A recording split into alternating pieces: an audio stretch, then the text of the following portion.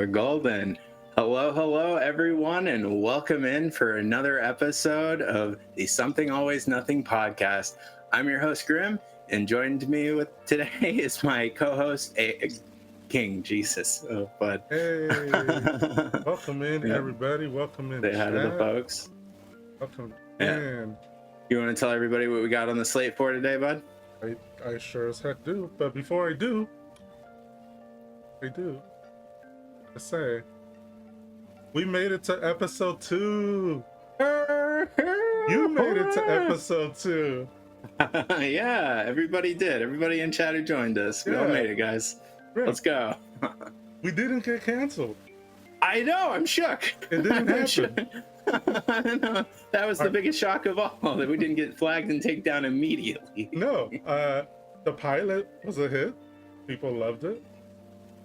You know, we got a full season. Bro, we're here. We're doing it. Yeah, it hits a bit much, but yeah, no, I've definitely been feeling the love. So it's nice that we got such a tight-knit, awesome community come with us. Yeah, we're here, dude. Oh yeah. Yes, we're Big here. props. Oh man, do we have some great topics picked out for you today? But first, we got to start with the little breaking news. Uh-oh. Hold on Why'd you to say your it like hat. that? Hold on to your hat. Are you ready? I don't know. I don't like the way you said that, but okay. Hit me. We got some breaking news, folks. Breaking news. Grim, This just in? this just in. Do you eat? You eat food. You consume nutrients daily. I love food. Holy, yeah, wow, that was right on the pulse. I had a feeling. I had a feeling you did. As a result, you prepare meals. Not as much as I should, but yeah. I'm known to prepare one here and there. What are you Okay. getting at? Okay. Let me cook. I don't just say that metaphorically. I mean that literally. When you prepare meals, do you have people call you chef? No, but I should. What the? Tell me, Yeah. buddy. What? It's a missed opportunity. I think you know where I'm getting. If you cook and you have people call you chef, chances are you watched the show The Bear. Have you seen it? That was a good one. yeah, I've seen The Bear. It's a banger show. Season 3 was a little artsy fartsy for me, but the peak is when they're just screaming people in a kitchen. I mean, if you've worked in a restaurant, you know that is the most relatable experience. Stress and having to yell chef and corner every 2 minutes. The PTSD just set in, I think. Yeah, that hit. But you and me both. What I'm trying to get at, The Bear is on a little small streaming site. Maybe you heard of it. Hulu. Have you heard of Hulu? Yeah, that's like the green Netflix, ain't it? That is the green Netflix. A little show called Hulu is no longer on Tinder, folks. It has been swept up. It is no longer available. They're getting. What's wrong with Hulu? What happened to them? Hulu was in a dating game, and it had 2 suitors, believe it or not. Comcast, NBC, Universal, tiny little company called Peacock. I've heard of them. Oh. I don't know what that is. The name alone, I don't know. Yeah. You'd be promiscuous. surprised. You'd be surprised what kind of site you end up if you look up Peacock. I'm just saying. It tells me you found out the hard way, huh? Unfortunately, I did. I would clear that browser history, pal. Turns out Hulu has been bought out by none other than the Mouse House, Disney. No, Disney bought Hulu? That's wild. What? I know they were already in a partnership, but like them just fully buying. So like what? Hulu is just gonna cease to exist, and they're just gonna roll over their whole category into Disney Plus? What is this? Turns out Hulu, that sneaky little, fox, so to speak, was not exclusive. Hulu had a deal with Disney, had a deal with NBC Universal, and to some degree HBO Max until they got tired of the runaround sold their shares back to the people. Oh wow, Hulu's been a little promiscuous, huh? Belongs to the streets, maybe. It did up until today.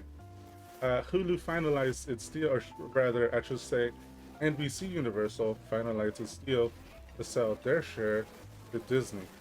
So now Hulu is exclusive to Disney. Oh, that's kind of a trip. Like, you got to think of everything that's on Hulu that would just be jarring to see on Disney. I know they've been like slowly integrating like the violent superhero stuff, like Punisher and Daredevil, whatever, Good Night crap. But that's like a full on conversion of your library from the Mouse House to blood, gore, tits, and boobs from FX. It's got the movies. They got them. Oh God. It's Always Sunny is now a Disney property. Yo, what? Oh, those Sunny Boys. They're part of the Mouse Sunny House Boys. now. You're going to see little Danny DeVito's running around Disneyland now. The trash man. The I trash pick up all the man. garbage and I eat it. You better believe the bear is now yelling at Mickey Mouse to hurry up the pace. Need fucking hands. Hands, please. He needs hands. He's got gloves. There ain't no hands. Someone give him hands. That's actually pretty trippy. Wow. I wonder what that's gonna look like in the coming year, if they're just like the Hulu app is gonna cease to exist altogether now. It's funny you say that. Hulu is going to be phased into Disney Plus. So if you are a Disney Plus subscriber, you will be getting Hulu at no additional, as of right now.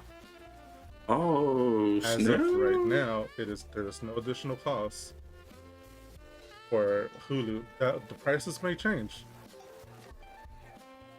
I mean, yeah, honestly, give it a year of their catalog being completely rolled over, and I wouldn't doubt that they jump up to like $15 a month. Start getting a little closer to those like base Netflix prices. I foresee that happening for sure. We'll get to Netflix in a bit. Netflix. It's no small pebble. Corporate entity. Yeah, it's no small pebble in the big ocean that is the streaming world. So, what does that mean? My question to you is, the title of the episode, Too Big to... Hulu will not fail. Disney Plus will not let Hulu fail. No. My question to you, what does that mean for the new Alien franchise coming? Ooh, Alien Earth. That's right. Oh my God, I've been heavy looking forward to that, dude. That looks so good. Love me an Alien, but it's hard to say. I feel like Disney has been a little bit more comfortable with the rated R approach recently. Like I said, they've been, testing the waters by rolling out more and more R-rated products onto their streaming platform. I mean, they had the biggest wake-up call, I feel like, with Deadpool and Wolverine, because that was like a massive R-rated superhero movie for them. Made so much money. I don't know the exact numbers, but it was ridiculous. So I'm not sure it's gonna compromise the artistic value of a lot of these, more hardcore, edgier, gorier properties. I feel like now it might just benefit them seeing what Disney has been doing with a lot of their gory stuff, because they're going to have much more budget behind each project. So I feel like you think it's a benefit. I think it could be a good thing. Process.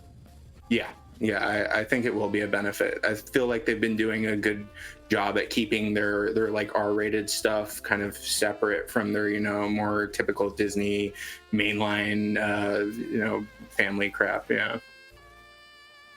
Oh, I mean, we got some great questions in chat already. One of the better questions I just saw. Does that make Danny DeVito a princess? A Disney princess? Yes, every little girl should strive to be like Danny DeVito when they grow up. That is the body positivity I want to see in America. Yeah, let's go. Who said that? That was our boy Prince in the chat. Oh no, E-Money. Sorry, E-Money. Yeah, fire questions. Oh my God, keep them coming. Yes. Xenomorph, Disney property. Oh, Predator. does that make the Xenomorph Queen a Disney princess too, or like a Maleficent type character? Ooh. I mean, Oh, exactly, exactly. So many questions to unpack. Um, I don't know. I kind of agree, and I kind of don't. Here's what where don't I you? differ. Here's where I differ. Huh. Disney is a very protected brand. I don't think R-rated stuff would sneak by us much. Maybe wrong. Maybe wrong. I hope I'm wrong, because Alien Earth looks awesome. Dude. Oh, you saw the trailer too? Saw the Sick. trailer. I Sick. saw the trailer, and Yeah, at the honest. oh, no, go ahead. I just say, yeah, it just looks crazy hype. It looks like everything I would want from an Alien show. You know, you got, of course, like an overabundance of xenomorphs, and almost looks like they're gonna squeeze some hybrids in there. Not really sure, but the trailer kind of gives those vibes. It's essentially going to be an 8-hour long movie. So if you think about it that way, you're getting like 4 Alien movies in the span of like a month and a half, which is like, yo, what? Come on, keep them coming. Absolutely. Fantastic. And I think we'll be seeing a lot more of Alien Earth. What do you think?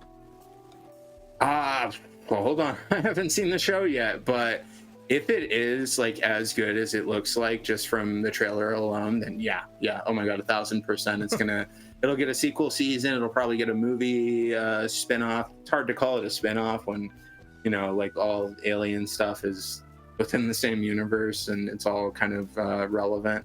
Yeah, I definitely think that if it hits as well as I think it's going to, then yeah, it'll smack. Oh, and thank you, Pinky Sky. I appreciate. Yeah, it didn't take me 10 minutes to get this mop out of my face this time. So good looking out. Oh man. Okay. Well, I guess my question to you is any streaming platform in jeopardy? Let's hope so. Let's hope so, because there's too goddamn many. There's too damn many, dude. Like overabundance is putting it lightly. Like what you said, Peacock earlier. Peacock shouldn't exist, dog. Like roll that over. Yeah, roll that over into something else. Like, come on, you're being stingy with your properties to think that like, oh man, we have such banger exclusives over at NBC that we're gonna make an entire streaming service out of it. Or just throw it on Netflix. Come on, don't make me pay an extra $7 a month. But yeah, I hope so. You mentioned one of the bigger streamers networks. Mm-hmm. But you said the magic word. I don't think I said anal probe yet this episode, so remind me of that one. You said the magic word, Netflix, and it just so happens that is our next topic. Far out. What's that? You remember? I don't know if you remember, Grim. Episode 1 talked about K-pop Demon Hunter. Yeah, which is surprisingly fire movie. Surprisingly. I mean, I would argue that it's a small movie. Probably not many people have heard of it. What? It's been like the #1 most viewed thing on Netflix for like what, the past like 3 weeks or something, maybe 4. Yeah. It has. It is huge. Hold on. Lost you?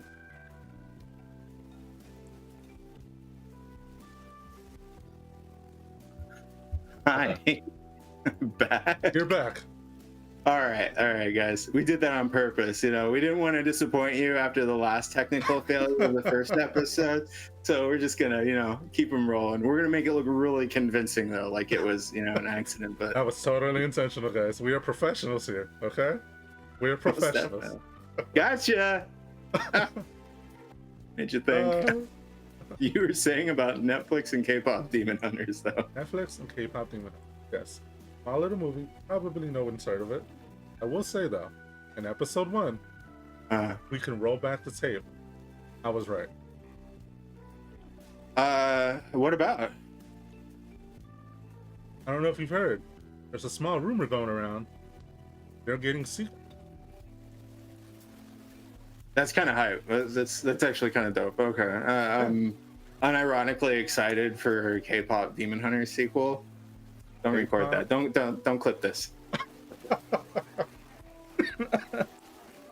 Someone's gonna clip that, and it's gonna live on forever because watched it enough. The last thing I need to hear, people singing Soda Pop to me out on the streets. Okay.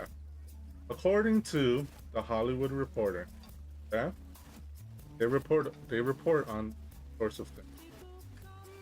Mostly Hollywood, but yeah. They're claiming the chairman of Netflix said there is more in store for K-pop Demon. It is not over. Yeah. Our boy Genu. You mean Junie Cortez from Spy Kids 2? Our boy Genu lives. Oh, did the president came out and spoiled the next movie? He did not. That is my assumption. Oh, okay. He's alive. He's in the sequels. Calling it right now. Yeah. Okay. I mean, I would believe it. It would make more sense to have like some other, boy K-pop group come in, like a more like, actual BTS stand-in type deal. But no. I guess they can't really waste that. Bring back the Saja boys. Bring them back. We need more Saja boys. That's really debatable, King. I don't. I thought that was the one part of the movie I could have been without. What are you talking about? You were Team Saja from the beginning. I know you never. No, not once. Not once. All those boys made me feel like I had to go back to the gym. Not my deal, man. No. The Huntrix though actually had some bangers. Like I actually like their music. Saja boys was more of like a, dare I say it, a hate like. I mean, it's a thing. We'll do that. I just know I'm going to hear about this later, so it's kind of setting in like, oh, I'm saying too much. Yes, K-pop Demon Hunters are getting sequels, or is getting sequels, and they're working on a live action. Live action spin-off remake? They didn't say. They just said they are working on adaptation. Dude, yeah, a live action. Adaptation to me means like a remake of. Yeah, so if they're doing like an actual live action remake, and I would be curious to see who they get to play them. If they use their actual voice actresses, or if they use the K-pop group that they had, like doing all the big singing parts in the movie. So it'd be interesting to see casting.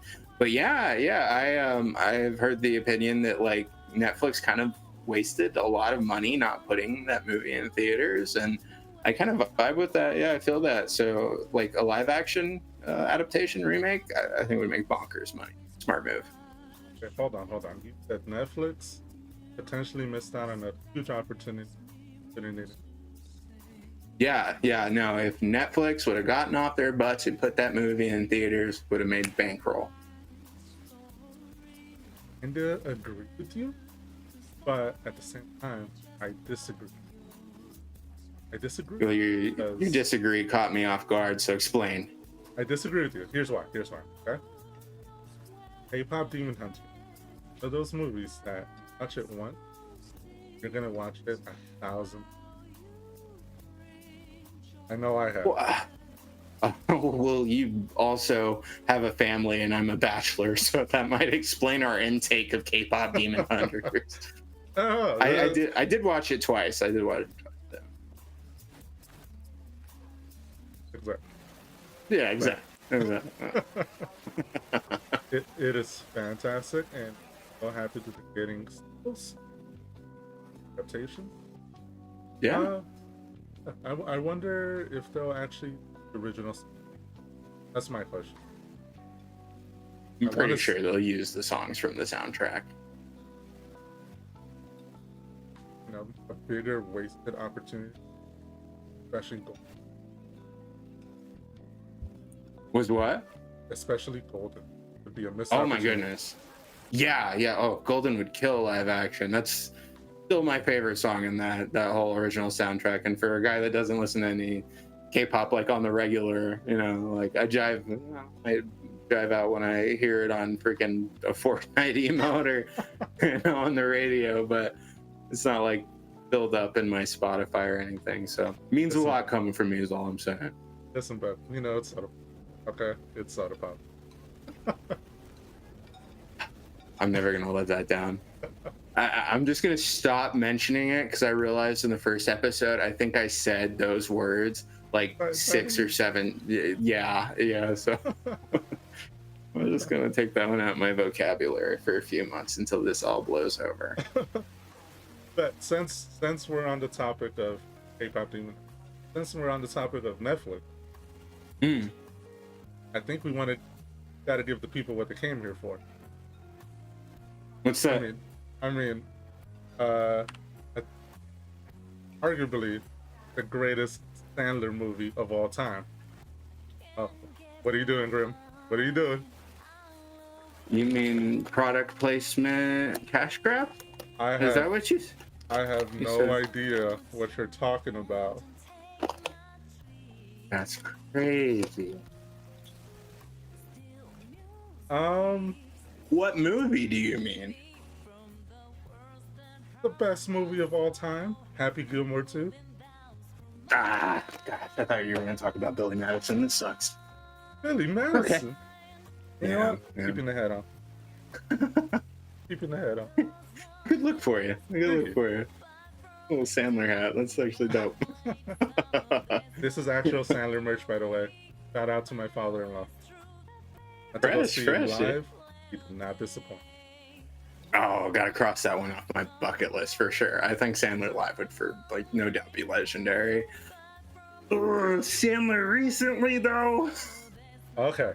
Before we get into it, give us a brief synopsis of the movie, if you would, and then we will jump into spoilers. When we do, I'll throw out the spoiler tag. So if you have not seen Happy Gilmore 2, you've been warned. Last chance. I'll watch Happy Gilmore 2. Mute us and come back. Or you could just listen to me tell you everything about it if you really don't want to watch it. You're gonna be able to tell really quickly our differing opinions on this one. But yeah, let me start with a brief little synopsis without any spoilers for Happy Gilmore 2. So Happy Gilmore 2 follows almost immediately after the first film, and I gotta get this out of the way. Whatever digital de-aging techniques that they use for Adam Sandler, within the first 3 minutes of the film, it's pretty impressive. That looked really good. I could hardly tell the difference. The movie could have just been that the entire time, and I would have vibed with it totally. But it is not that the entire time. So there's a brief scene at the beginning that kind of explains how Happy goes from, top of his game, beautiful family, tons of money, amazing career, to over time an alcoholic who's working at a supermarket and is barely making ends meet to take care of his family. And that's kind of how the film starts. And throughout it, is more of a redemption story, I want to say, for Happy. We will get into why it is a redemption later. But it's definitely he consistently struggles with alcoholism throughout the film, but all while trying to get his golfing career started back up. And while doing so, a new rival golfing league starts up called Maxi Pad Golfing. Pretty close. I'm pretty close. I think I might be off a word there or two, but yeah, Maxi Golfing League, and this is the new extreme, Gen Z golf, just instant gratification. They have a shot clock. You got to get your butt up there and shoot a shot in the first minute, which, between me and you, I think real golf needs that, dude. I'd be sneezing through some of those matches. Dude, you've been staring at it for 20 minutes. Oh my God. So yeah, this new golfing league shows up, and they're essentially threatening to wipe the regular golfing league off the map, take all their viewers, and somehow it's actually working. People are like, you would think that most of the like old heads that are the diehard golf would look at this new golfing league as like an abomination, but no, they actually start losing people to this new golfing league. And Happy is essentially recruited by his old golfing buddies, which to be honest, I don't remember any of them from the first film. Like you see some old heads in here, they're like, Happy, it's been so long since I've seen you, and I'm like, who the hell is this guy? Hold on. Let's not get into spoiler territory. No. Just yet. Okay. All right. But let me throw up the spoiler tag, and then hop into. Chat like the maxi pad comment. Thank you. Oh my God, chicken. The little fedora.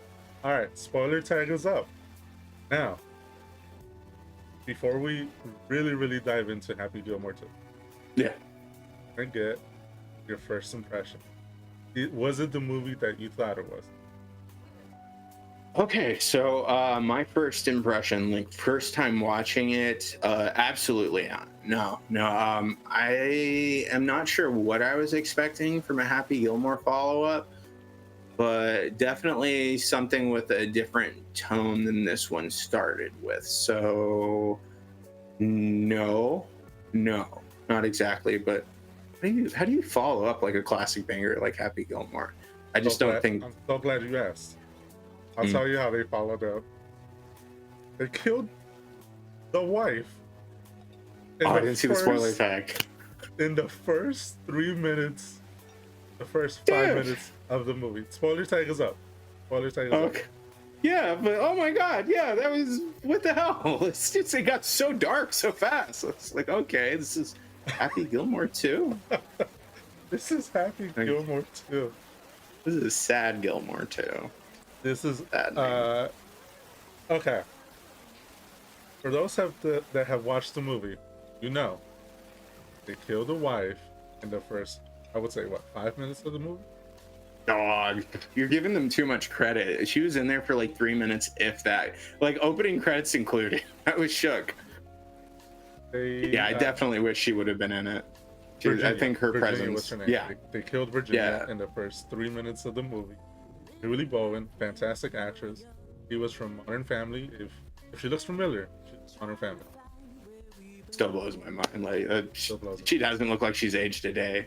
Oh, yeah. So they kill Virginia. Yeah. Happy is no longer happy. He's miserable. So much so that he gets into a fight, which causes a lawsuit. Right. Yeah, with Maxi Bro. Oh no, it was before that. Yeah, it was before that. It was with the tow truck. They were repoing his. They were repoing his car. And he thought they were trying to steal it, so he beat the crap out of the guy. That was pretty good.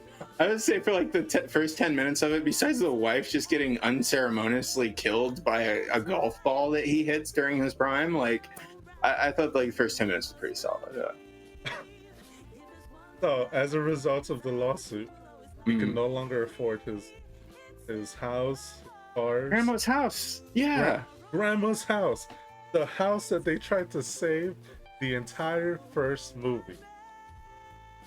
Lost it. Damn shame. Like literally the whole plot of the first film is like, oh, you lose it in the first 5 minutes. Yep. Cool. Literally, in the first 5 minutes, they kill Happy Gilmore. The first movie. They took the house. He no longer has golf. His wife is dead. Yeah, and the fact I see you in there, Pinky. Like literally, yeah. The way she died, though, the fact that it was that he killed his wife, like fuck. Why? Oh my god. Oh, dude, total downer. Well, okay, this is gonna be a fun family film. Great. All right, I'm glad we got mom out of here. Right? Definitely not a Mother's Day film. I believe, yeah, and I believe he killed her on Mother's Day. That was the big thing.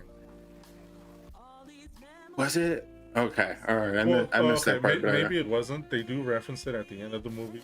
Hey, by the way, good luck out there at Mother's Day. But okay, so they kill the wife. They take his golf. He ends up staying in a troubled neighborhood. Hey, hold on there. I've lived in neighborhoods like that. Yeah. only trouble if you're the trouble, you know? Hey, so have I. So have I. But it turns out him and his 4 boys, his daughter.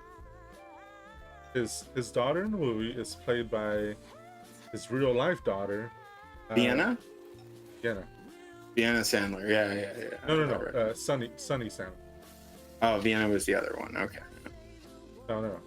It's Sunny Sandler and his other daughter, Sadie. Sadie and Sunny?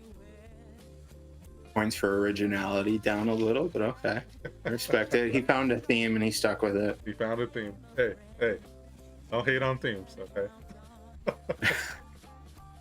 No, me, I would never hate on themes. Merch moment. But anyways, him, his 4 boys and his daughter are living in this. Happy Gilmore is working at a grocery store. And on top of that, with all his bad luck, he's also an alcoholic.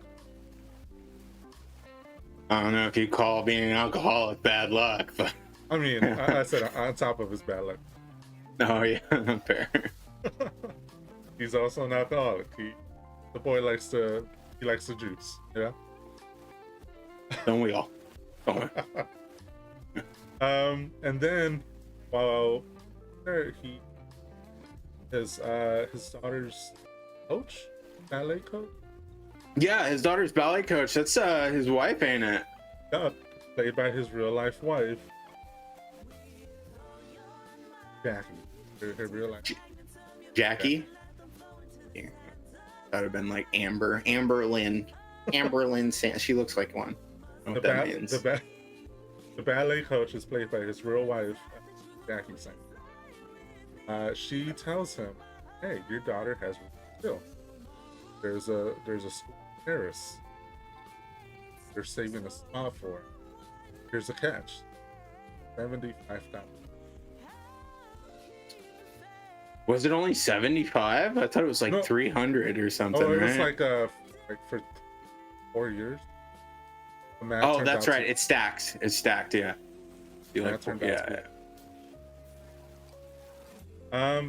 Happy doesn't have that kind of money. More. But his plan originally was to get a second job. Yeah, like a job to do at night after he's done working in the grocery store. Like you're lucky if you're making 20K working at a grocery store a year. No, yeah, it was not viable. It's not viable. But while he's working at the store, who pops in? Freaking I forget what's the character's name, but he's played by Benny Safdie, and I don't know what it is about this guy's face. I'm not gonna hype up my own face or anything, but this guy, he's just got one of those faces that you just like your freaking face, bro. I don't like it. He's even more unlikable in this. I didn't know that was possible. He does play some great unlikable characters. Let's say that. Gross, yeah. Happy is working at the grocery store. Who walks in? Frank Manatee. Mr. Manatee walks, played by Benny Safdie, and he offers him a deal. He says, "Hey, Happy, starting a leave. Come join the squad." Now, would you have taken the deal? You have joined the boy. Bro, I'd have done exactly what Happy did in this moment. Like, there's 1,000 ways you could have came at that, and bro, it was like, do you want to be a loser your whole life? You just drinking cute bros. Meanwhile, Happy's over here like drinking out of like a cucumber flask. I do need one of those, legitimately.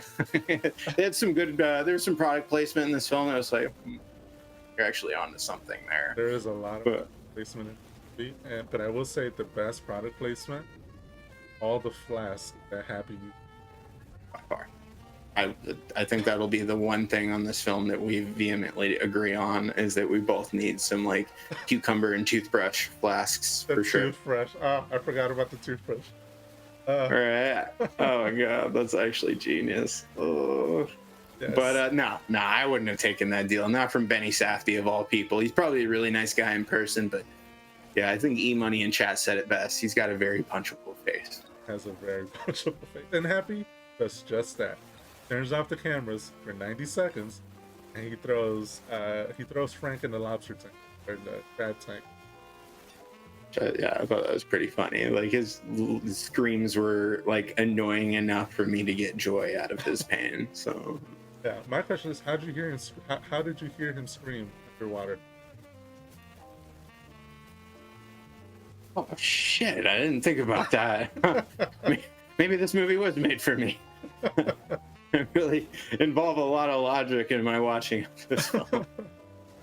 So after this, Happy is sad. He's down. He goes back home. He has a roommate, or should I say, a garage mate. Cameo, so dumb.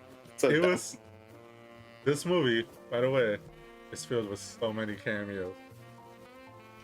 Like an obnoxious amount. Yeah. A lot of cameos, but his garage mate is played by John Daly, who is a real life golfer who has a reputation apparently. I didn't know that. That'll be a common theme throughout our review. All the golfers. I didn't know that. That I did not know. I didn't know. Yeah. I know who you were, guy. Yeah. Well, that explains why your acting was so bad. You're not an actor. You're Not a an golfer. actor. Okay. You like hand sanitizer though. Oh, that was great. Yeah, because his Happy's trying to get over his alcoholism, so he's having his daughter pour out all of his different flasks. Like the TV remote's got liquor in it, toothbrush, and then one of the last items he tells his daughter to empty out is the hand sanitizer, and John Daly stops her and was like, no, I got this one, and take the hand sanitizer.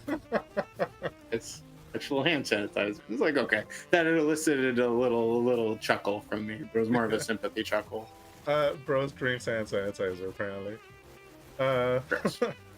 But John Daly tells him, Happy, you gotta try golf. Go back to golf. Golf was your thing, and you can make a lot of money. So what does Happy do? Goes to the driving range. Goes to the driving range, and this is another great cameo.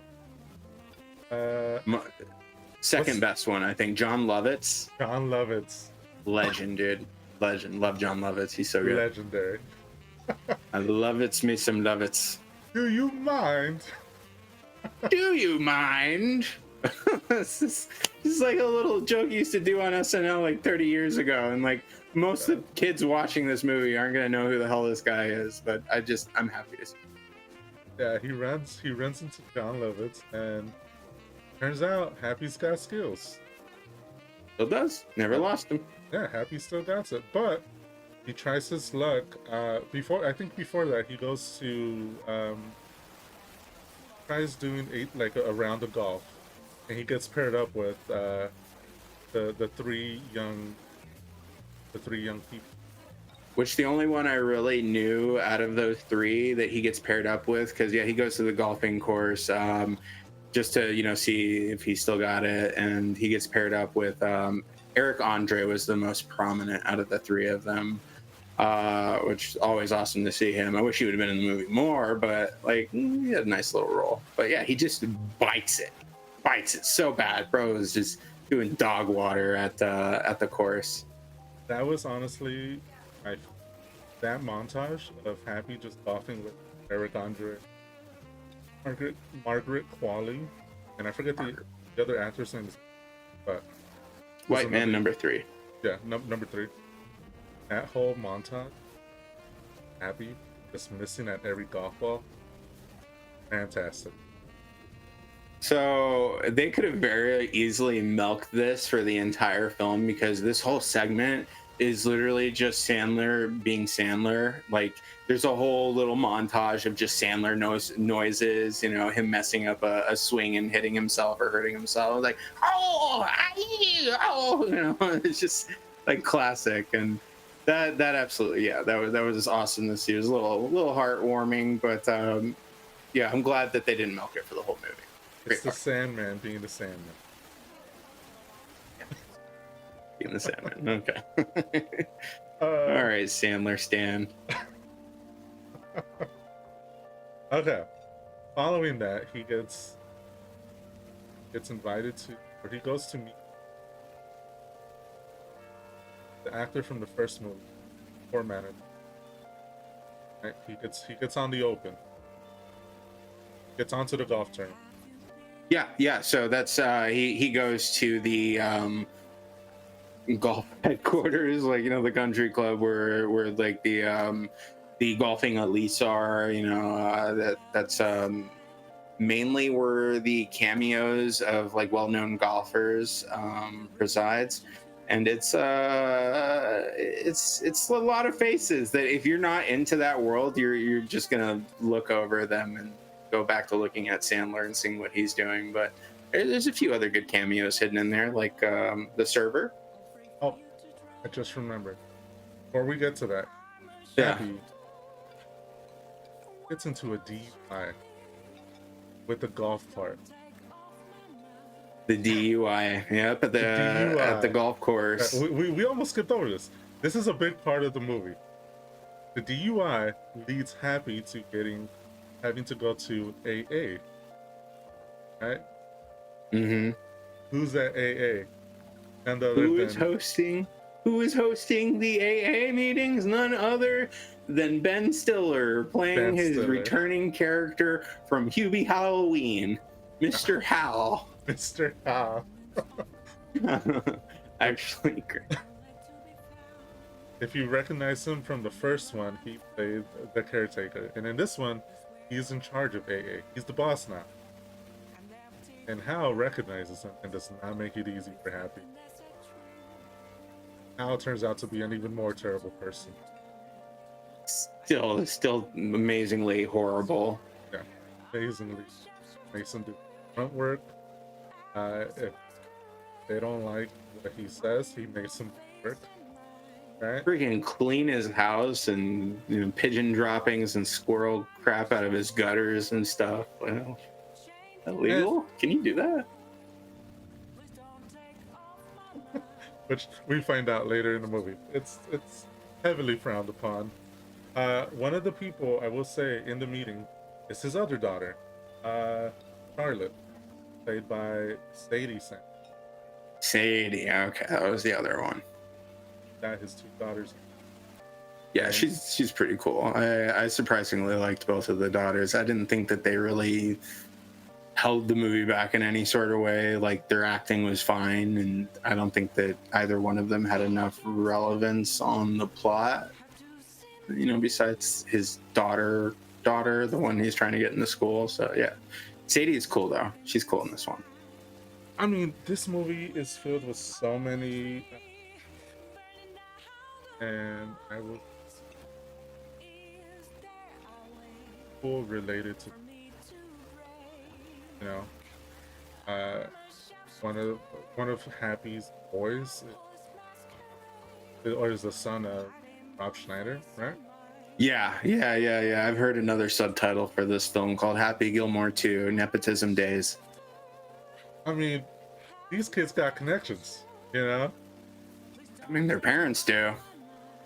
I will say one of Happy's boys though he's Carl. Carl from Shameless is in this movie. From Shameless, yeah. Why hasn't that guy aged at all? He's just like a grown ass man. He's playing like he's calling his dad daddy the whole movie. His boys in the movie are very Sandler. Very, very much so, like caricatures of Adam Sandler. Yeah, for sure. But okay, so Happy goes to AA, then trying to quit drinking, right? Mm-hmm. Great arrow. He, after that, I think, personally, embarks on the greatest we've ever seen. Put on. Hold on. And you might be shooting your load a little too soon there, pal. With the greatest. That's a bit extra, but I'm not gonna outright disagree with you yet. Happy learns to golf. Okay, he learns to golf. Okay. Happy's. It might as well have been Billy Madison too. He's got to learn to golf again. He learned to golf. Happy learned to golf. Uh, so much so that he goes to see his old buddy at the club tournament, and that's where we really see all the. I would say what 60% of the cameos are professional golfers. That is a fair estimate. Yeah. Yeah, I would say so for sure. And like out of all of them, I think I only recognize, not even recognized by name because I'm a degenerate gambler, was Scotty Scheffler and Rory McIlroy. Scotty Scheffler, that's the boy right there. I am a Scotty fan after this movie. After this movie, yeah, not after all the money he lost me. Freaking ball in the hole, dude. Oh man, yeah. I think we're also skipping over probably the greatest. I would say what cast. It's the boy Bad Bunny. Bad Bunny's in the movie. Bad Bunny's in Happy Madison and Happy Gilmore too. Bad Bunny is in the movie. Travis Kelsey. Who is he? Bad Bunny plays the caddy, man. Come on. He My plays boy the caddy. Oscar. Oh, The boy Oscar, yeah. the boy Oscar. Yeah. Played by Bad Bunny. That was one of those that I wasn't completely in love with, but I'm glad to see him getting parts. Bad Bunny's in the movie. I thought he was fantastic. Yeah, so Especially- he's the bus boy in the country club. The busboy in the country club, who later becomes the caddy for Happy Gilmore. Alright. I will say his vendetta against the Travis Kelsey. Right? Freaking weird, dude. We We'll never get found to, out why they have a vendetta. We'll get to it, but there's like a little dream sequence happy place that I was like, what are you doing? What are you actually dreaming about this for, bud? Yeah. So Travis Kelsey is one of the servers, and he, I guess he messes up an order, or not even that. Like somebody literally just stops Bad Bunny and is like, "Hey, my drink was made wrong.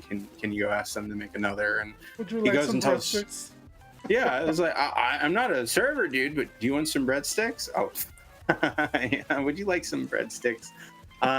Yeah. So he goes and tells Travis Kelsey, because Travis Kelsey is like the head server or whatever. Maybe he's a manager. They don't really make his role clear, and it becomes even more confusing in the next few words because Travis Kelsey gets offended and is like, "What, are you trying to throw me under the bus, dog? Did you tell him that was on me? I thought we were friends, man, but now I got to be looking over my back every second. I can't live like that, man." And then he fires him. I'm like, bro, what? He fires him, and then he barks at him. Like, what the fuck? What's this guy's deal? It makes no sense.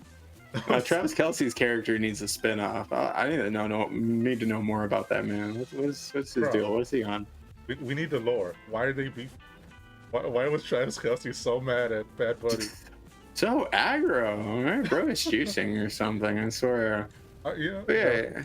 He fires him right then and there, and Happy kind of sticks up for him a little, be like, "Hey, dude, you didn't need to be that mean to that guy." And Travis Kelsey kind of just sweeps it under the rug, and that kind of gets forgotten about until later when he sees Oscar played by Bad Bunny, and there's a little recruitment there. But I won't jump too far ahead.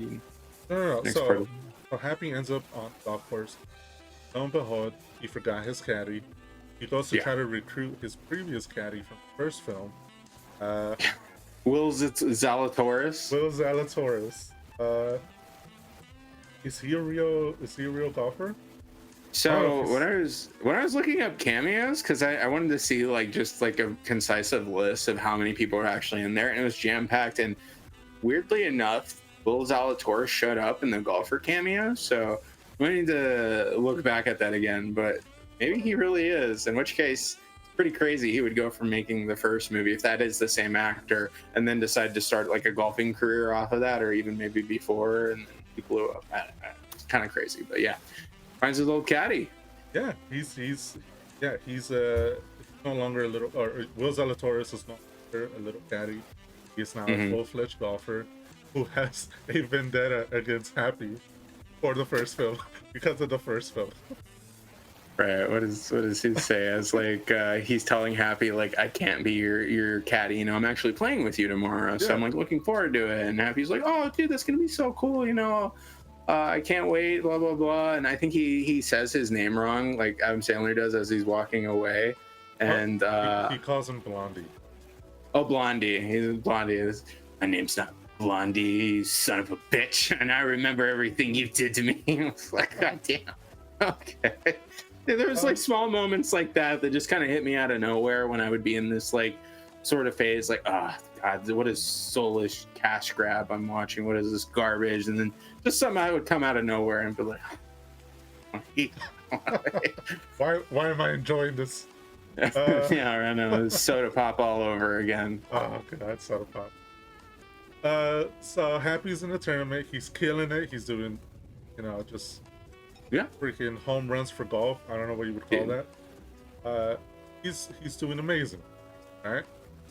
And not to mention that there's also another player there played by Haley Joel Osment. For any of you boys that know about AI or I see dead people. That's an OG right there. All grown up. Haley Joel Osment is all grown up in this. Hey, wait, did y'all forget about who was on the TV before he started practicing golf?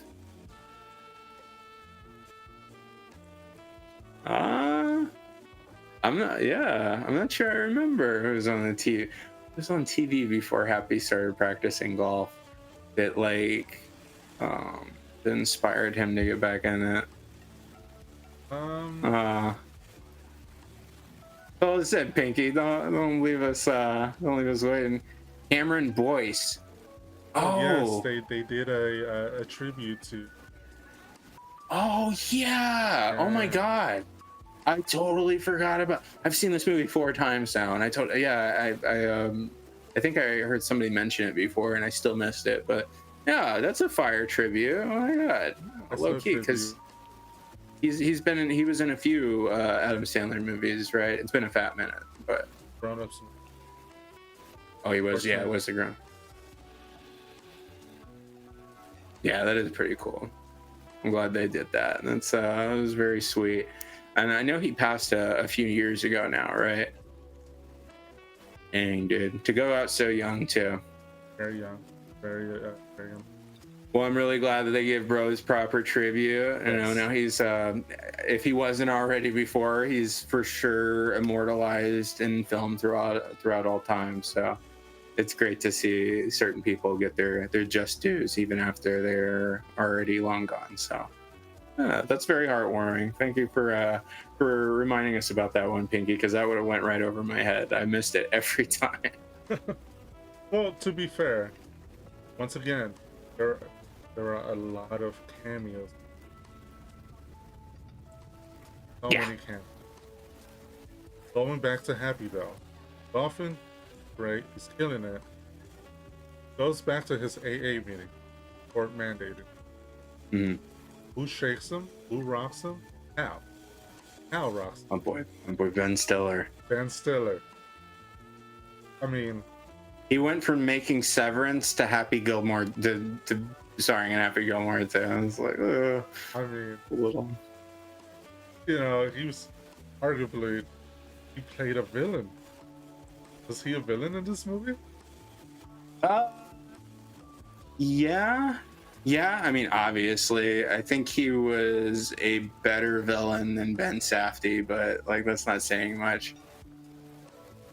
Oh my God! I can't believe we're forgetting the true villain of the film, Shooter McGavin.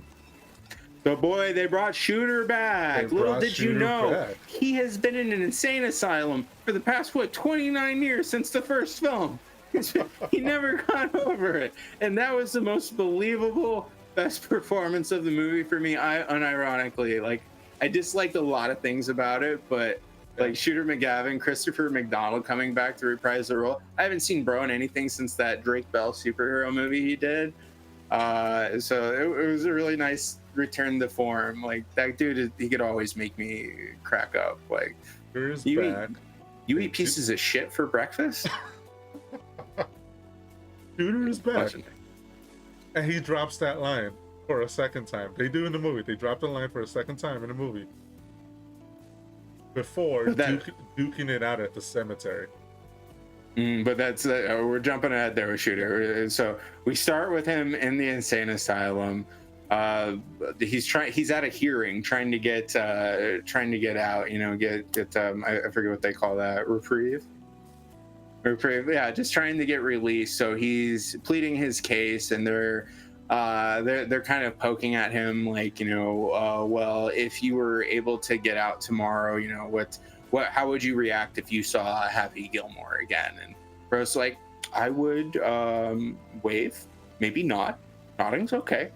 It's okay. So, yeah. It's just, I thought that was so corny and funny. No, they end up bringing up the golden jacket that he had lost to Happy in the first film. And that's what, when you start to see the facade crumble and Ro completely cracks, it's like, I would kill him and shove it down his throat and blah, blah, blah, strangle him. You know. He is not okay. He is not okay. 29 years later, and Bro's still shook about that jacket. Still a little angry. Oh, so good. But he does eventually get out, and the person that gets him out, none other than the boy Safety, Frank Manatee, who tries to recruit him like he did Happy. Right? Yeah, and he technically successfully does. Like, he's like, hey, boy, I'm the one who got you out. I'm a big fan. You know, come over here. The next thing you know, you see a Shooter set up in like a beautiful room with, you know, just the biggest stack of fluffy pancakes I've ever seen in my life. Damn, I wanted those pancakes. Fluffy pancakes. Why did you air quote it? He wasn't wearing underwear. Oh my god. Yeah, that's the next thing you see, because he's like, all right, bro, get up, we're gonna go take a tour, I'm gonna show you how things are gonna be done around here. And he's like, should I put on socks? No, you should probably put on, you know, pants or underwear, dude. And then you just see Christopher McDonald's fluffy white ass. Yeah, and there's some, I wasn't expecting to see a 70, you know, he's got to be 70 now, 7-year-old man's ass in Happy Gilmore too. But honestly, I probably should have with Sandler's track record. I should have expected. There is nudity in Happy Gilmore 2, folks, and it is not from who you expect. Yeah. So. Yeah. I don't know who you would expect it from in this film. There's not really, like, you know, anybody in here for the sake of being a thirst trap, aside for Travis Kelce, maybe. Which, oh yeah, he also shirtless. Yeah. So if you've ever wanted to see somebody rub honey on Travis Kelce's bare chest, oh boy, you're gonna love this one. I'll tell you what. Oh yeah. And I would say, what, this is about halfway into the movie. All this has happened, right? Yeah. Second half. Goes by, I would say, fairly quicker than the first half. Second half, For sure. who comes into the fold? The Maxi. Maxi wants to show up the pro golfers that they're better. Mm. They have a secret weapon. What's their secret weapon? Surgery. Oh, I thought you were gonna say Subway. Eat Fresh. We're not sponsored yet, but I'm trying.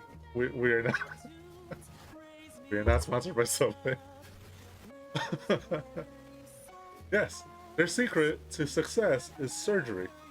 Surgically altering their bodies so they can twist up a certain way, gain more momentum to hit the ball further. I hated it. I hated it so much because it took Happy Gilmore's character and turned him into a medically undiagnosed freak of nature. So that's what it, to me, it kind of diminished the entire character and his prowess, his ability to play the game. It felt like a cop-out answer to me. So that was, it's a huge part of it too. What?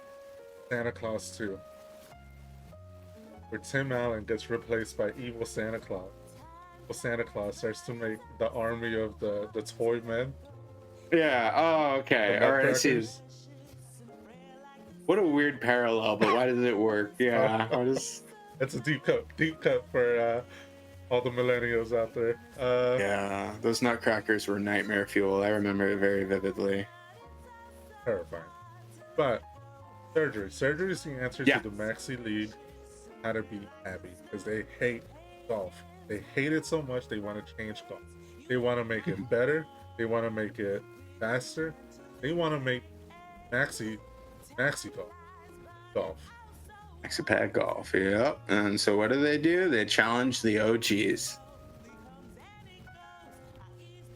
I thought Maxi was onto something. I did with the shot clock. Like I said, that probably was the best invention. We'll get to some of the more like crazy courses that they have later that are actually pretty damn metal. But before we get there, they do, Maxi issues a challenge to like the OG Golfing League, and they set up a tournament, a competition to pit 5 of Maxi Golf's best players against 5 of the OG Golfing League's best players. And in order for the Golfing League, the original Golfing League, to decide who's going to be out there, actually playing against them, they set up like it's the opening. It's the opening. That's what it was. And they say the 5 best players to come out on top in the opening will go forward to face the Maxi League tournament. And in those 5 is none other than we'll get to actually wins, but some of the people performing are Happy, his old caddy Will Zalatoris, and none other than Haley Joel Osment's character, who is Bobby, Billy, Ricky, David. It's a running gag in the movie that Happy Madison. No, so it's a running gag in the movie that Happy Madison is constantly getting his name wrong, and I thought there was something charming about it. I thought it was hilarious. You're getting ahead of yourself there, but yeah, it was elicited a smile from you. Oh no, not the chuckle. Yeah. But yeah. So they get into the openings, and the 2 people that are coming out on top really are Happy Gilmore and Haley Joel Osment's character Billy, and it seems like a very friendly sort of thing. Like I can't tell if Happy almost sees like a little of himself in Billy, because Billy's hitting the balls just as well, if not further than him. This is where he gets tempted with booze because it's Mother's Day. This is where he goes back to AA. This is day 2 of the Open. Now, awesome. Do not mess up, or we're all rooting for you, especially on Mother's Day. Mother's Day being the day that, or not the day of, but I guess just a reminder that Happy killed his wife. The mother of his children. So yes, it's very relevant. And not only that, it's Ben Stiller's character Hal, who is leading the AA meetings. Who the hell put that guy in charge? I think he said like a family member or something. But Hal also reminds him like, we all hope you are going to have a really good game tomorrow. Oh, but wait, isn't it Mother's Day? And he says it just like that. Isn't it Mother's Day? Hate Ben Stiller's acting in this damn movie. Saw you in Tropic Thunder, dog. You can do better. But no. So that definitely sinks into dude. And once he goes into the second day of opening, you can tell that the fact that it's Mother's Day is starting to set in on him. He's getting constant reminders, seeing flashes of his family being like, you left us without a mom. Every boy deserves his mom. Like, so freaking cheesy. Stupid. I hate it. Because it rocks him. It does. You can tell he's having like some sort of PTSD potentially related symptoms, if that is that. But then we get another cameo before things start to go sour. Is it necessarily a cameo? It's another son of character. There's tons of them in here, dude. We get the son of his boss from the first movie, like really, really tall guy, dude with the nail in his head. He's freaking hilarious. And that's kind of how we get ushered into the downfall of the situation. Is that this tall bro's here, and he's talking about like how his father passed recently, and he's like, I still got my mama though. And he leans down. It's this tiny little Betty White looking lady, like super short, and she makes the comment like, every boy needs his mother, and make sure to and then the kid's like, Happy's got 4 kids, mom. And she's like, tell your wife Happy Mother's Day. And then just some random lady is like, at least should have kept her mouth shut. Kind of rude, dude. Like, you don't have to rub it in. This random lady comes down and is like, his wife is dead. Like, shut the fuck up. What? Yeah, no. God, it's like he could have like played it off and the conversation would have ended there, except you're pointing out bro's trauma to him in front of him. Like, you could have whispered it quieter or something. I don't know. This part bothered me. But anyways, that immediately sets Happy off, and he needs to take a break because he's starting to play a little like ass, or he's feeling like it. And he goes to the bathroom. Would you want to tell them what his next flask was? Probably my favorite flask of the movie. He's looking at a picture on his phone. You don't suspect anything. Having such a sweet, sad moment, looking at the picture of his wife on his phone. Pushes a button or slides it up. It's a flask. He pulls out a flask, starts drinking. Oh, Bro, I need one. I need one so bad. oh, so that one killed me a little bit. Like in inner turmoil, like seeing anybody, go off the deep end and relapse, like hits me heavy. But the phone flash thing, I couldn't keep a straight face. Sad, but hilarious at the same time. You're rooting for Happy, but come on, it's a phone flash. yeah, this definitely sets him back big time because he had been making so much progress not drinking. So. And then he starts going out and plays like an absolute buffoon. He's not concentrated. He's hitting terrible shots, and it ends in him being arrested. Or No. So it ends with him essentially. So part of his part of his agreement with the court was he was supposed to go to AA and maintain sobriety. As a result. Does not maintain that, so next day shows up at the cemetery where he encounters Shooter McGavin. They duke it out, and then essentially Shooter tells him like, hey, we're kind of too old for this. Happy tells him we're kind of, let's get past this. They sort of mend the relationship on the first film. Crazy enough, yeah, they actually do. Yeah, I thought it was sweet. Granted, they duke it out first, and who makes a cameo? The grandma? Grandma's grave. Yeah, Grandma's headstone makes a cameo. Grandma's grave makes a cameo. Donald, you may know him by Jackass. Donald Jackass. Jackass! Senior, keep that in mind. Senior makes a cameo. We'll get to that. We'll get to that. And his wife, obviously, there. And yeah, they sort of become friends, which was so sweet. I thought. Yeah. I love Christopher McDonald, and the fact that they were able to like kind of patch things up to where he wasn't just an idiot villain, and instead he was like truly just an insane man that had technically escaped an insane asylum. Never really got the care that he needed. I don't know, there's something charming and pleasant about his role.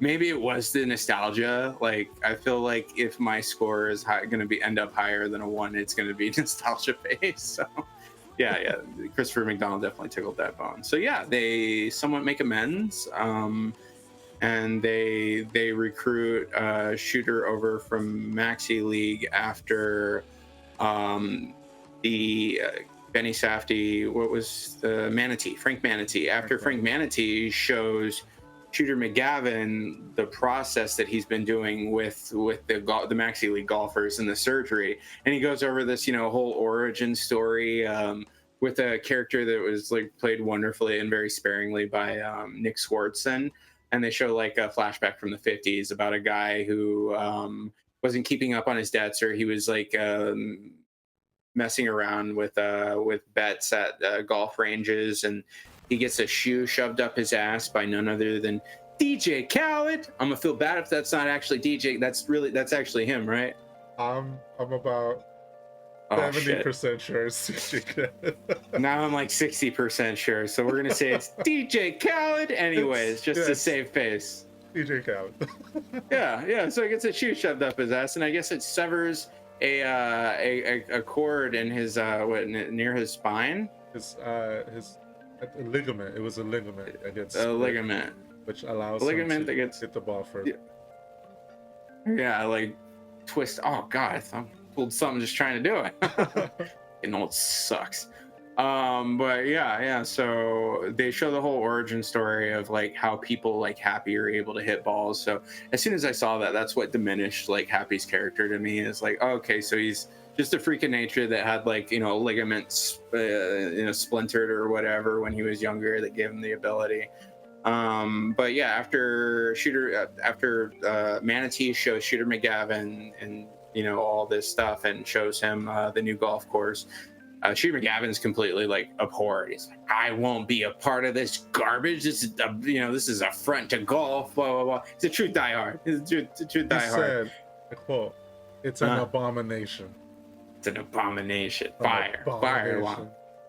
Awesome line delivery too. And Frank Manatee threatens to put Shooter McGavin back in the institution, and he says something to him like, "What's wrong? I thought you liked it hot," or like, "I thought you liked being on fire," something like that. And Shooter McGavin responds by throwing a fresh cup of coffee in his face and like, "I thought you liked it hot." And then runs out of the room like maniacally laughing and yelling and like doing zigzags on the front lawn as he's running away. Like just great. I love that guy. Like seriously, he could do no wrong. I mean, Christopher McDonald's. Knock on wood, just in case he's on any list. Let's say. But yeah, so Happy and Shooter McGavin, they're buddies. Turns out Haley Joel Osment's character was a double agent. Yeah, he was a double agent set up by the Maxi Corporation, calling them a corporation. But he was set up by Maxi to essentially make real golfers look bad. Now we get to the good stuff. I would say the third act of the film.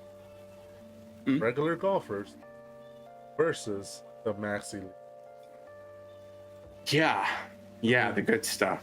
I should say it's the Cameo League, because even more cameos. Literally, yeah. From the Maxi League, I think like most of those people are from something, a sport or a show, or they're an announcer on something. Yeah. So part of the 5 regular. So it's the 5 regular golfers versus 5 of the Maxi League. Right. Got Happy, Scotty Scheffler. And Rory McIlroy. Rory McIlroy. There's 2 other ones that I don't know all too well. Pontaine or something. Or yeah.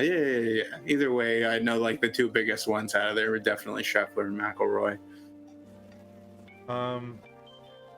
We're skipping over. I mean, this movie it was a long movie. It was a movie filled with so many cameos. Lavelle Crawford isn't. Yes, we did skip over Lavelle Crawford, who is actually the son of Chubbs from the first movie. It's all in the hips.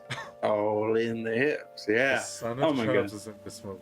And you know why we skipped over him? Because he's wasted. Totally wasted. Oh my God. This guy, amazing comedian. So funny, dude. So funny. And whoever wrote this film, actually, I can say who wrote this film, Adam Sandler and Tim Hurley, they did not give my boy his due. They did not. They should have let him write his own lines, dude. They didn't let him cook. Lavelle Crawford is fantastic. He is hilarious. They did not let him. Yeah, it was a total bummer. Waste. But yeah. So if we left him out, that's probably why. Like, bro didn't get enough chance to shine, but he is one of the ones that encourages Happy and helps him get over his trauma and his guilt from, murdering his wife. He helps Happy channel his anger in appropriate ways, right? Yeah. To say the least. Now, Maxi League versus regular golfers. They are duking it out, literally. One of them gets punched, one goes to jail. Yeah. Scotty Scheffler, because they have a conversation about like, hey, Happy, why do hockey players like pull each other's shirts over their head before they, hit each other? And it's like, oh, so they have less range of motion in their arms, so they can't hit back. So yes, Scheffler doesn't even get to hit a single golf ball. Like the first guy, I forget the Maxi League guy's name, but he makes his shot.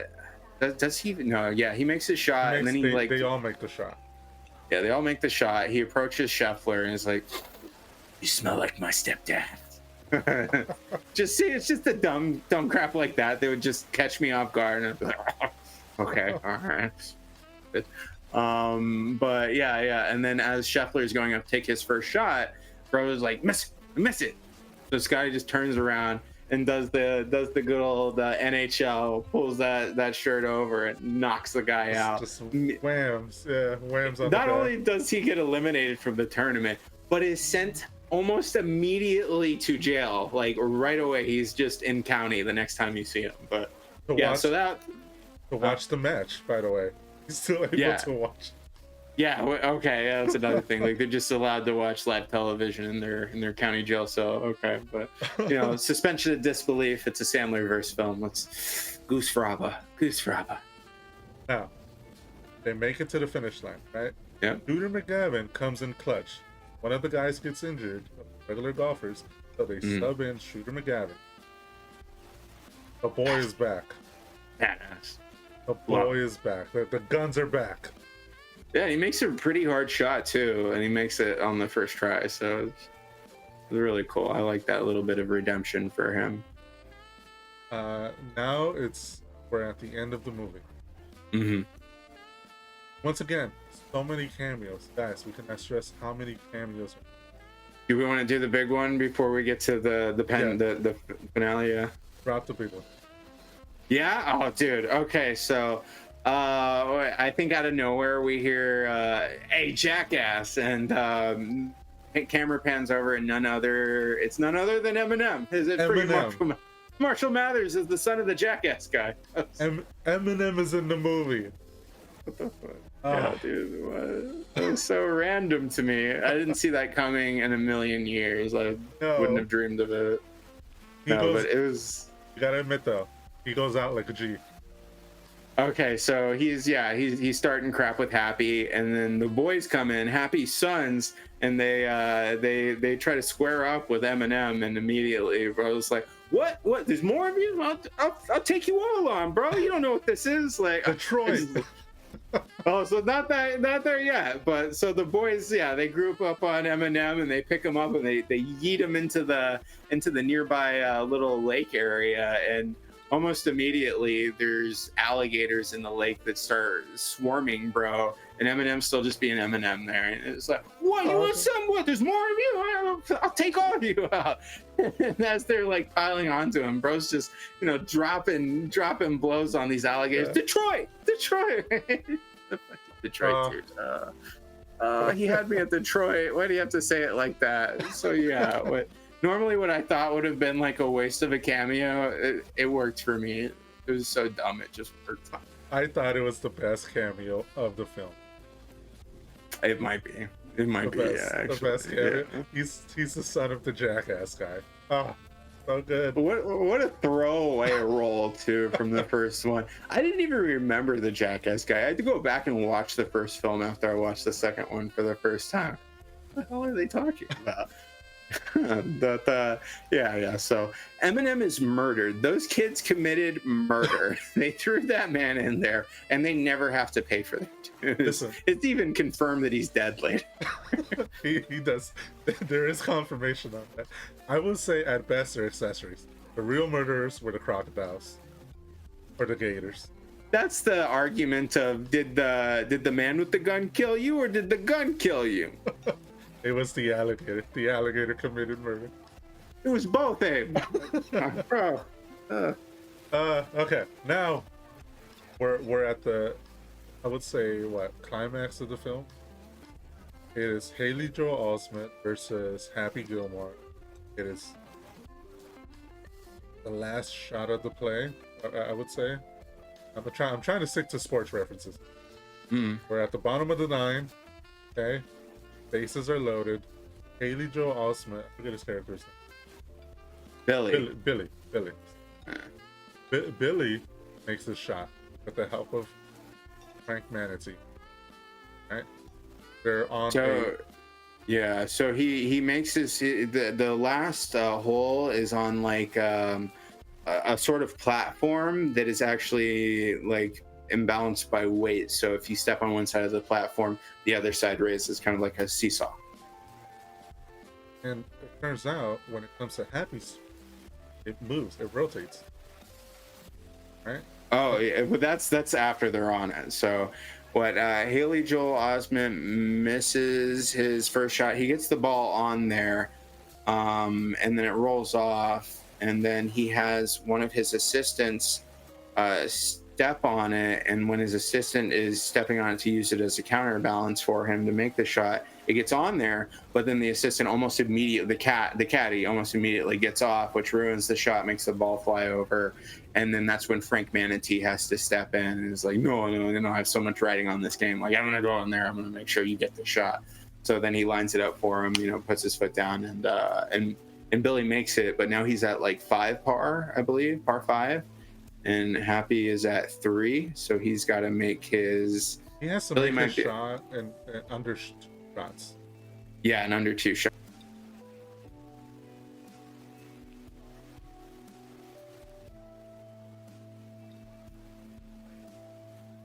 There he is. You're back. Oh, I'm back. You're back. See? Just making sure chat's still alive in there. Got you guys again. No, and the hits keep rolling. Yeah. Just making sure you chat's paying attention. Yeah. Watching you. It's Happy's turn. Happy banks a shot off the sandpit that he's in onto the green. I believe that's what it's called. Onto the green. He knows that if he steps on the green, he'll tip the ball out of the saucer. So what does Happy do? He gets the boy to help him. Bad Bunny. Oscar. Right? Boy Oscar. Boy Oscar comes in clutch. Product placement.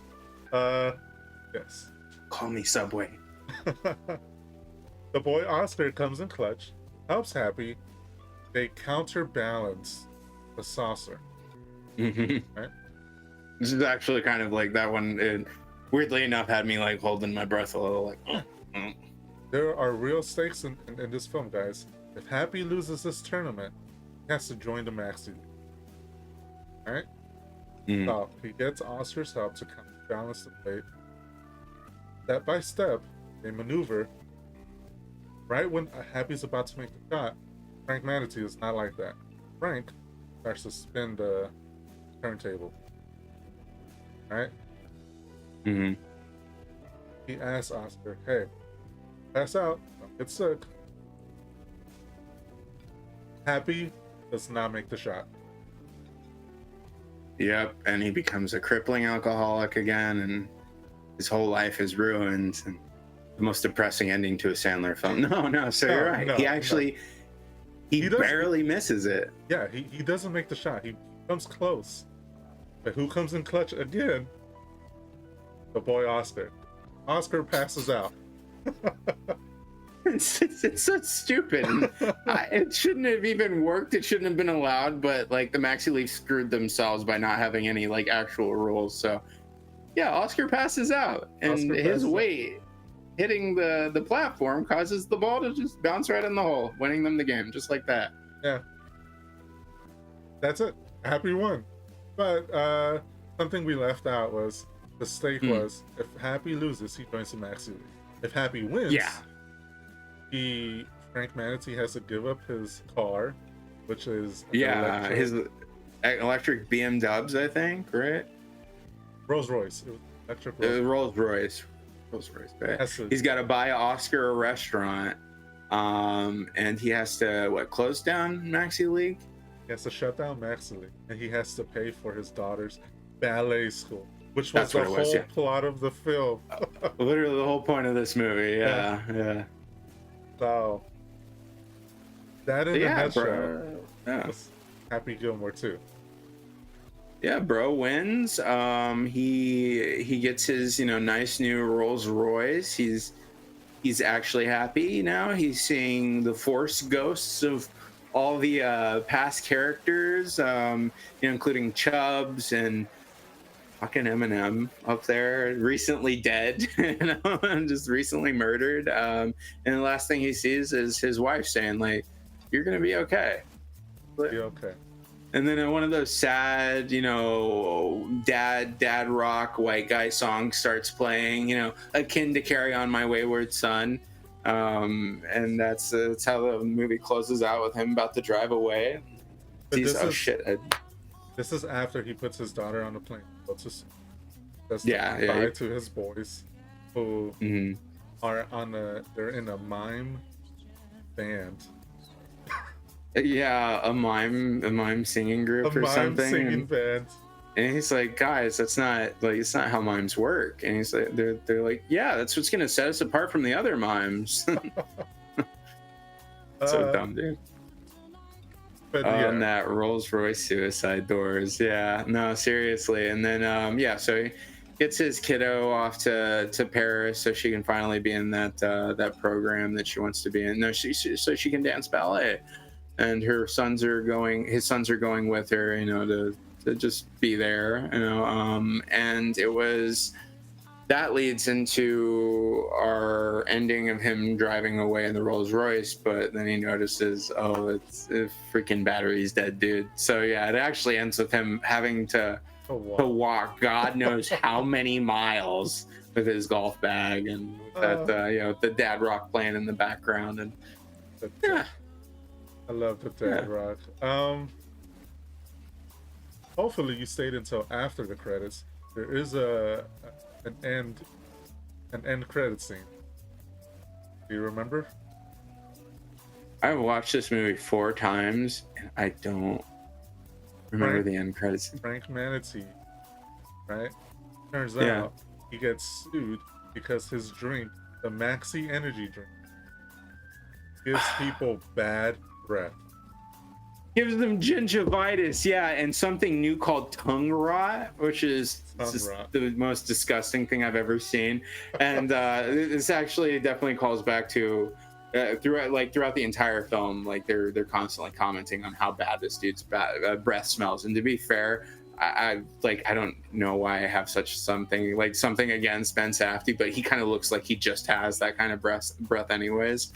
But they make a pretty good joke earlier in the movie when Safdie Manatee is showing Christopher McDonald, Shooter McGavin around the Maxi Club, and he has to do a breath analyzer to get into a super secure room. And when he goes to breathe on it, the little robot lady's like, "Fart detected," and I like, okay, yeah, you win with that one. That was pretty dumb. That was stupid. That got me. It was so silly that can't help but laugh at how dumb that scene.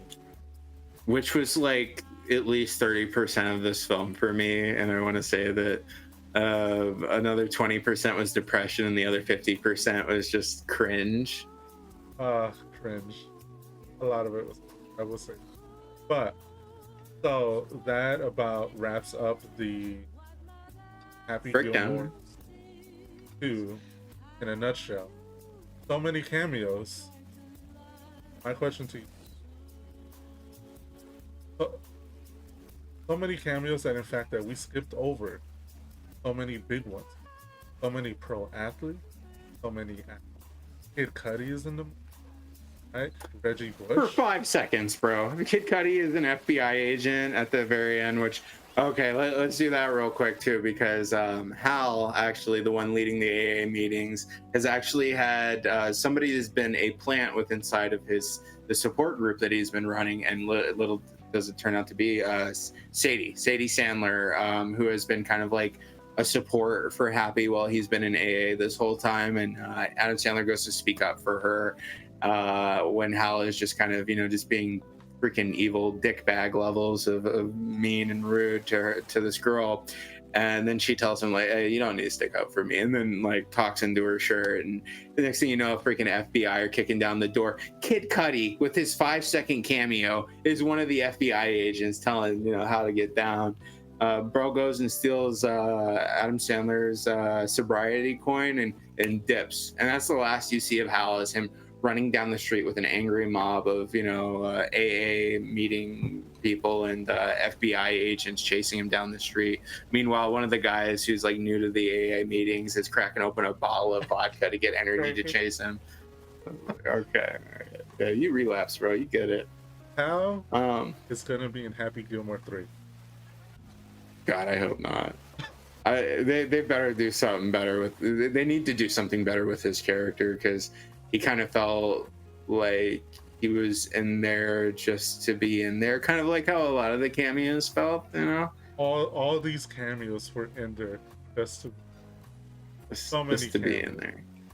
Yeah, it was Cameo City product placement, the movie, for me, for a lot of it, which is a bummer, because there is a lot I do like about the movie. It hits that nostalgia bone. It really does. And that's why I feel like my end score is going to be as high as it is because of the nostalgia, but I need to try and see it from both lenses. Like, the writing wasn't my favorite throughout a lot of it. The tone was definitely off-putting at the start of the movie to start with, like a main character's death by her husband, the main character, and like, dude, that just, yeah, it brought it down for me a lot.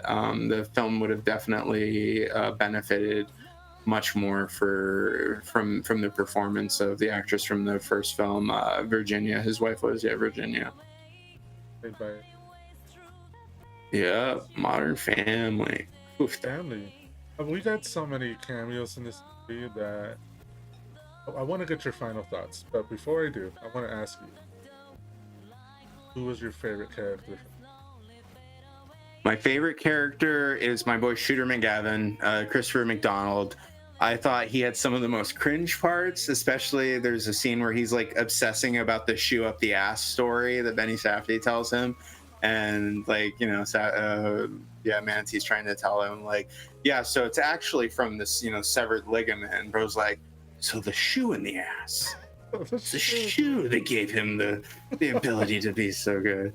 Enough it's about like, the shoe. Yeah. So even with him, there's a lot of parts where I just didn't like what they did with the writing. But yeah, I would say that's my number one. My number one is just seeing my boy Shooter back. Huge for me. What about you? Good one. I honestly gotta give it up to Bad Bunny. He was so just awkwardly placed in this. That awkwardly placed, you say? That his weirdness, to me, it resembled John Turturro's butler in Mr. Deeds. In Mr. Deeds. Yeah. See, I hated Bad Bunny at first, and then I heard you say that, and I was like, okay, I feel you. He was channeling the butler. That to me just made his character even more endearing. But okay, final thoughts out the way. Let me remove the spoiler tag. Oh yeah. Hit me with your rating. Oh, you got a rating for me. Yeah. So for this one, I think I'd have to give it. This is difficult because I didn't hate this movie. I didn't hate it. I don't think it's a bad movie. There was just stuff about it that brought it back for me, like the overabundance of cameos. It was all fluff, no substance to an extent, So I'd have to, based off that, I'd have to give it a 2 out of 5 chicken buckets. 2 out of 5 chicken buckets, and there's like an overabundance of flats in each one. I think they skipped out on my drumsticks. My biscuits were dry. I choked on them like cinnamon. There was no ice in my drink, and it was also flat. So I don't think I'll be going back anytime soon. Listen, I agree with a lot of the points, especially because I came into this movie as a Sandler. I'll be honest, I was a stan.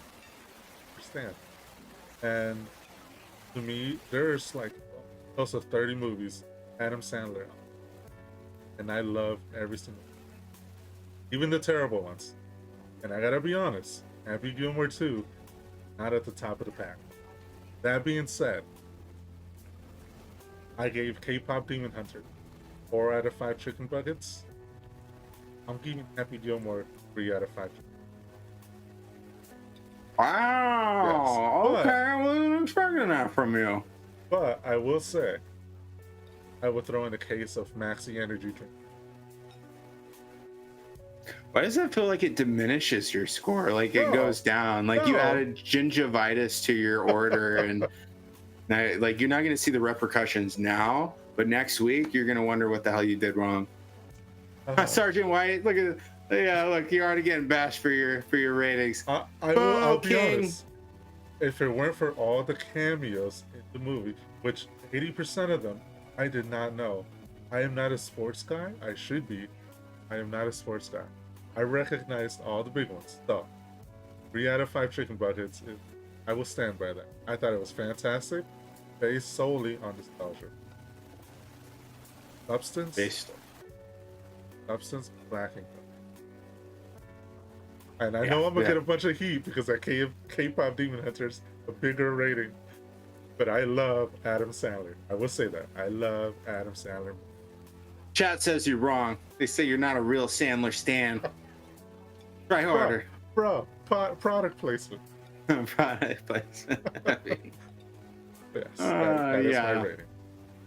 I think of when I think of the King gets a 0 out of 5. What, dude? You get more hate on this one than I thought. Like I thought I was gonna get it all, but no. Oh my goodness, yeah, no. But when you compare it to like the Sandler greats, you know, like Mr. Deeds, Billy Madison, Click, like you got to be realistic. If you're gonna call Click a 5 out of 5 or a 10 out of 10, then Happy Gilmore 2 is not a 10 out of 10. Honestly, Click that's one of the most I've seen, and that is a 5 out of 5. So, oh yeah, I don't care what you say. You'll cry like a baby at the end of Click. Come back and talk to me. I wholly agree. I bet you weren't expecting that rating. No, you took me for surprise, and I think you took Shat for surprise too. So, you might want to bend the knee next time. I'm a Sandler fan, people. I swear. I see you. I'm second guessing it now. Okay, let's walk in. Yeah. So again, dude, that seems to wrap up our scores, wrap up our thoughts. We've had a pretty awesome episode so far. Do we want to give people a little preview, a little tidbit of what's to come? Yeah, let's do it. Next week, I'm back. We are reviewing War of the Worlds with the boy Ice Cube. If you have not seen it, this is your chance. Go watch it now. Come back next week. Here are our thoughts on it. I know you heard the same thing. Critically acclaimed, Academy Award winner, nominee. Yeah, I heard Ice Cube is gonna get he's already in early talks for best actor in any movie ever made. They made a whole new category for him for the Oscars, so I can't wait. I'm crazy hyped to review it with you. And everybody, for sure, go out and watch it. It's for free on Amazon Prime. Super duper easy available. If you don't have Prime, text me. I'll send you my login. Yes. War of the Worlds on Prime. Yeah. All right, guys. Well, that seems to be a wrap for us today. Thanks everybody for coming in. There was a lot of you in here hanging out with us, just kind of listening to us, mindlessly ramble and talk about a pretty good movie. It was all right. But make sure you like, subscribe, follow us. We're on YouTube. We're obviously on Twitch, TikTok. Make sure to do all that fun stuff and catch us next Wednesday where we'll be talking about War of the Worlds. All right, guys. Until then, see you next time on the Something Always Nothing podcast. We appreciate and love you all. Bye-bye, friendos. Bye.